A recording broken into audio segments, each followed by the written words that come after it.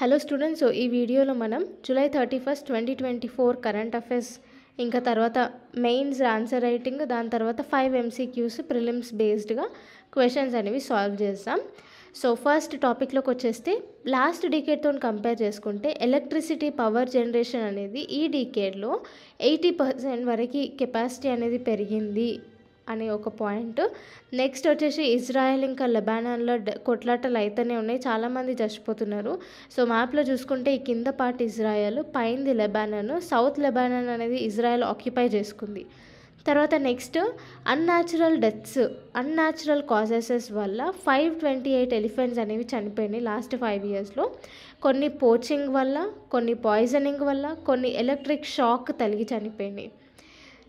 And next mining activities మీద state tax impose చేయొచ్చా లేదా అనేది పెద్ద క్వశ్చన్ సుప్రీంకోర్టు ముందు వచ్చింది. ఒక 10 సంవత్సరాలు పెండింగ్ పెట్టి ఈ ఇయర్ దాన్ని సాల్వ్ చేసిరు అనమాట. ఈ మంత్లో సాల్వ్ చేసినారు. ఏంటి అంటే స్టేట్స్ మైనింగ్ యాక్టివిటీస్ పైన ట్యాక్స్ అనేది ఇంపోజ్ చేయొచ్చు. Parliament already mines and minerals development and regulation act 1957 తీసుకొని వచ్చింది మైనింగ్ పైన రెగ్యులేట్ చేయడానికి. కానీ ఈ స్టేట్స్ అనేవి ట్యాక్స్ అనేది వేయొచ్చు. తర్వాత మనకి ట్యాక్స్ వేరే, రాయల్టీ వేరే. రాయల్టీ అంటే ఏంటి అంటే ఇప్పుడు నాకు ఒక ల్యాండ్ ఉంది, ఒక 3 ఎకరాల ల్యాండ్ ఉంది. సో దాంట్లో నాకు ఒక కొండ ప్రాంతం ఉంది, రిసోర్సెస్ అనేవి ఉన్నాయి. సో దాన్ని వేరే కంపెనీ వాళ్ళు వచ్చి లీజ్ తీసుకున్నారు. సో వాళ్ళు లీజ్ తీసుకొని మైనింగ్ చేస్తారు కాబట్టి రాయల్టీ లాగా నాకు పైసలు ఇవ్వాలన్నమాట. ఓకే, నేను ప్రైవేట్ పార్టీ కదా, నేను గవర్నమెంట్ కాదు. సో వాళ్ళు మైనింగ్ చేస్తున్నారు కాబట్టి నాకు పైసలు ఇస్తున్నారు, దాన్ని రాయల్టీ అంటారు.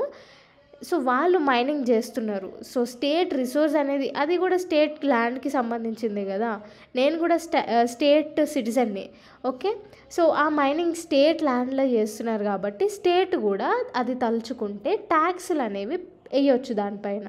ఓకే, సో రాయల్టీ అనేది వేరే, ట్యాక్స్ అనేది వేరే. రాయల్టీ అనేది ప్రైవేట్ పార్టీకి ఇచ్చేటిది, ట్యాక్స్ అనేది గవర్నమెంట్కి ఇచ్చేటిది. సో స్టేట్ లిస్టులో ట్యాక్సెస్ ఆన్ మినరల్ రైట్స్ అనేది ఉంది 7th షెడ్యూల్ కింద.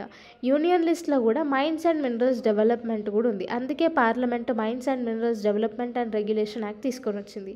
సో రెండిటికి కంట్రోల్ ఉంటుంది. Okay, so state government tax వేయొచ్చు, సెంట్రల్ గవర్నమెంట్ రెగ్యులేట్ చేయొచ్చు, డెవలప్మెంట్ కూడా చేయొచ్చు. ఓకే, సో రాయల్టీస్ అనేవి ట్యాక్సెస్ కిందికి రావు అని సుప్రీంకోర్టు చెప్తుంది.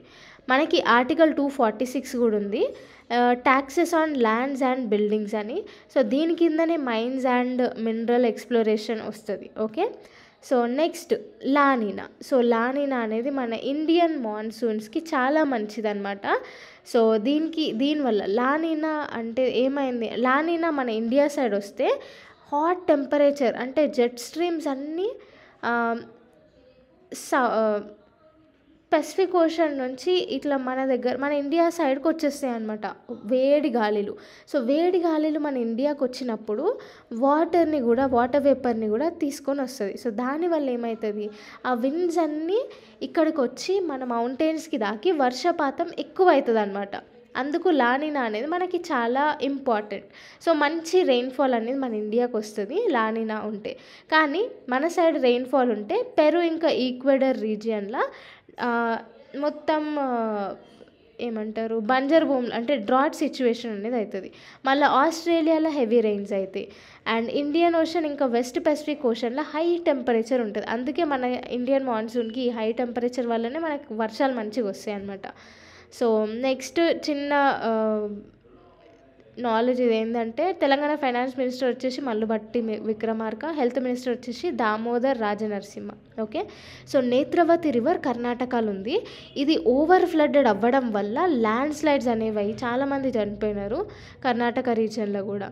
Okay, next governors power on the bill. So ఇది ఎడిటోరియల్ వచ్చింది. ఏంటి అంటే చాలా స్టేట్ గవర్నర్స్ స్టేట్లో పాస్ చేసిన బిల్స్ని డీలే చేయడం కోసము వాళ్ళు ఆర్టికల్ 175 అనేది యూజ్ చేసుకుంటున్నారు. ఏంది అంటే వాళ్ళు సైన్ చేయకుండా ఉండడము, లేకపోతే ప్రెసిడెంట్కి బిల్ రీకన్సిడరేషన్ కోసం దాన్ని రిజర్వ్ చేసి పెట్టడము. సో ఇట్లా బిల్స్ స్టేట్ గవర్నమెంట్ తెచ్చిన ప్రతి బిల్ని డీలే చేసుకుంటూ పోతున్నారు అనమాట. సో ఇది స్టేట్ గవర్నమెంట్స్ ఎట్లా చూస్తున్నాయంటే సెంటర్ ఇండైరెక్ట్గా గవర్నర్ పవర్ యూజ్ చేసుకొని ఇంటర్వ్యూన్ అవుతున్నాయని స్టేట్స్ చెప్తున్నాయి. సో దీనివల్ల ఏ బిల్స్ డెవలప్మెంట్ కోసం ఏ బిల్స్ తీసుకొని వచ్చినా కానీ గవర్నర్ రిస్ట్రిక్ట్ చేస్తున్నాడు అనమాట ఆర్టికల్ 175 మీద. ఇది ఇప్పుడు పెద్ద కన్సర్న్ లాగా మారింది.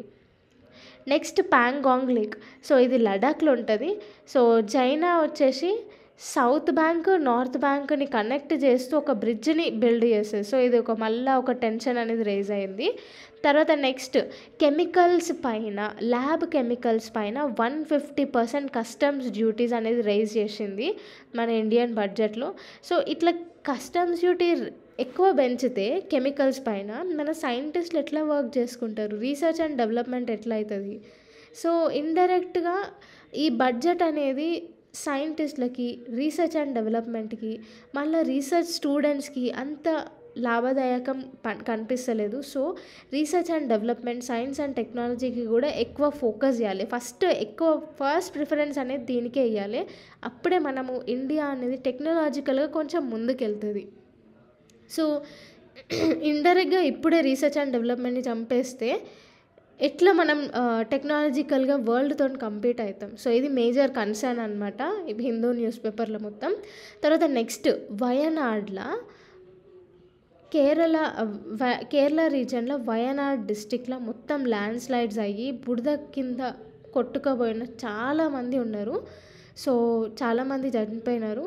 సో యాక్చువల్గా ఏంది అంటే ఎకాలజిస్ట్ గ్యాడ్గిల్ అనే పర్సన్, ఈయన chairman of western Ghats ecology expert panel కింద పనిచేసినాడు. సో వీళ్ళు ఆల్రెడీ కేరళ గవర్నమెంట్కి రికమెండేషన్స్ పంపినారంట.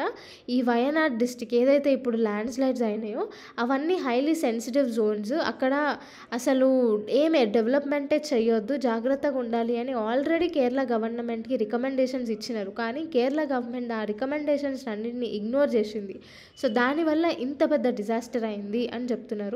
సో ఈ ఫస్ట్ థింగ్ ఏంది అంటే క్లైమేట్ కన్సర్న్స్ అనేవి ఉండాలి. మళ్ళీ నిన్న ఢిల్లీలో ఫ్లడ్స్ అనేవి అయినాయి. సో ఫ్లడ్స్ అనేవి రావడం వల్ల అది మ్యాన్ మేడ్ డిజాస్టరే. అది సెల్లార్లో కూడా స్టడీ హాల్స్ పెట్టి పిల్లల్ని పెట్టడము, దానివల్ల ఈ వాటర్ అనేవి లోపలికి ఎంటర్ అయిపోవడము. సో ఇవన్నిటి వల్ల 3 చనిపోయినారు ఢిల్లీలో. మళ్ళీ ఇప్పుడు ఈ వయనాడ్ ఇది ఒక న్యాచురల్ డిజాస్టర్. సో ఇది కూడా న్యాచురల్ డిజాస్టర్ అని అనొద్దు, ఎందుకంటే ఇది కూడా మ్యాన్ మేడ్ డిజాస్టర్కే వస్తుంది. కేరళ గవర్నమెంట్కి ఆల్రెడీ రికమెండేషన్స్ ఇచ్చినారు అని చెప్తున్నారు. సో ఇట్లాంటి మ్యాన్ మేడ్ డిజాస్టర్స్ అనేవి ఈ మధ్యకాలంలో పెరిగిపోతున్నాయి. సో ఇదొక కన్సర్న్. మనకి మెయిన్స్లో దీని మీద ఆన్సర్ క్వశ్చన్ కూడా రావచ్చు. Okay, next day of mourning in Bangladesh. So బంగ్లాదేశ్లో ఏంది అంటే 200 మంది స్టూడెంట్స్, దానికంటే ఎక్కువ 200+ స్టూడెంట్స్ చనిపోయినారు. ఎందుకు అంటే 93% మెరిట్ బేస్డ్గా కోటా ఇచ్చినారు. కోటా సిస్టమ్ అనేది మొత్తం తారుమారు చేసేసారు అనమాట. 5% మొత్తం ఫ్రీడమ్ ఫైటర్స్కి, డిసెండెంట్స్కి ఇచ్చినారు. 1% ఏమో థర్డ్ జెండర్ డిసేబుల్డ్కి ఇచ్చినారు. సో ఇందువల్ల అందరు స్టూడెంట్స్ ప్రొటెస్ట్ చేస్తున్నారు. ఈ ప్రొటెస్ట్ చేయడం వల్ల మొత్తం 200 మందికి పైగా చనిపోయినారంట స్టూడెంట్స్. సో ఇదన్నమాట మొత్తం ఓవరాల్గా ఈరోజు current affairs. Mains answer writing చూద్దాం. Urban areas are increasing susceptible to disaster risk due to unplanned development and overcrowding. Suggest the strategies for making urban infrastructure and communities more resilient to disasters. So మేజర్గా ఇప్పుడు urban areas చాలా effect అవుతున్నాయి man made disasters వల్ల. నిన్న Delhi incident అయింది. So Delhi incident అయింది man made డిజాస్టరే. అసలు ఆ కింద సెల్లార్లో ఎవరికి పర్మిషన్ ఇయ్యరు. సెల్లార్ ఓన్లీ పార్కింగ్కి, లేకపోతే థింగ్స్ మామూలుగా ఏమంటారు ఎక్స్ట్రా సామాన్ అవి ఇవి పెట్టుకోవడానికే యూజ్ చేయాలి. కానీ ఆ సెల్లార్ అనేది హ్యాబిటబుల్ ప్లేస్ కాదు. స్పెషల్గా స్టడీ హాల్స్ అక్కడ ఎవరు నివసించకూడదు కూడా. సో అట్లాంటి ప్లేస్లో స్టడీ హాల్స్ పెట్టినారు కాబట్టి అది చట్ట ప్రకారం అన్యాయం. సో లీగల్గా యాక్షన్ తీసుకోవచ్చు, మున్సిపల్ కార్పొరేషన్ కూడా రెస్పాన్సిబిలిటీ తీసుకోవాలి దానికి. సో అందుకే ఈ న్యూస్లో ఉంది. సో ఫస్ట్ మనం డిజాస్టర్ మేనేజ్మెంట్ ఒకటి ఇంట్రడక్షన్ రాసేసేయాలి, కాజెస్ ఏంది దానిపైన రాయాలి, తర్వాత స్ట్రాటజీస్ ఏం తీసుకోవచ్చు అనేసి రాసేయాలి. సో ఇది మెయిన్స్ ఆన్సర్ రైటింగ్ అనమాట. నెక్స్ట్ వచ్చేసి క్వశ్చన్ చూద్దాము. First question, consider the following statements. Ravi meanders through the picturesque landscapes of Himachal Pradesh before entering the Punjab region of northwest India. So ఏంది అంటే yes, Ravi river పంజాబ్కి enter అయ్యే ముందు హిమాచల్ ప్రదేశ్కి కూడా ఎంటర్ అవుతుంది. ఫస్ట్ పాయింట్ అనేది కరెక్ట్. సెకండ్ పాయింట్కి వస్తే the river forms the natural boundary between India and Pakistan, ఇది కూడా కరెక్టే. రావి రివర్ అనేది ఇండియాకి ఇంకా పాకిస్తాన్కి నేషనల్ బౌండరీ లాగా ప్లే చేస్తుంది. Next, Indus water treaty 1960 gives exclusive rights to India over Ravi, Sutlej and Jhelum. So ఇది తప్పనమాట, ఎందుకంటే ఇండస్ వాటర్ ట్రీటీ ప్రకారం ఎక్స్క్లూజివ్ రైట్స్ అనేవి ఓన్లీ రావి, బియాస్ ఇంకా సట్లజ్కి ఉంటాయి. ఓకే, జీలం ఇంకా చీనాబ్, ఇండస్ ఏమో పాకిస్తాన్కి సంబంధించినవి, మనది కాదు. ఓకే, సో అందుకు థర్డ్ అనేది తప్పు. సో ఓన్లీ ఆప్షన్ బి అనేది కరెక్ట్. ఓకే, నెక్స్ట్ క్వశ్చన్కి వస్తే, which of the following statements are true with respect to Indian peninsular plateau. So Indian peninsular ప్లాట్యూకి సంబంధించి, the southern plateau block is formed mainly of granite and gneiss. ఇక్కడ gneiss అంటే ఒక type of rock అనమాట.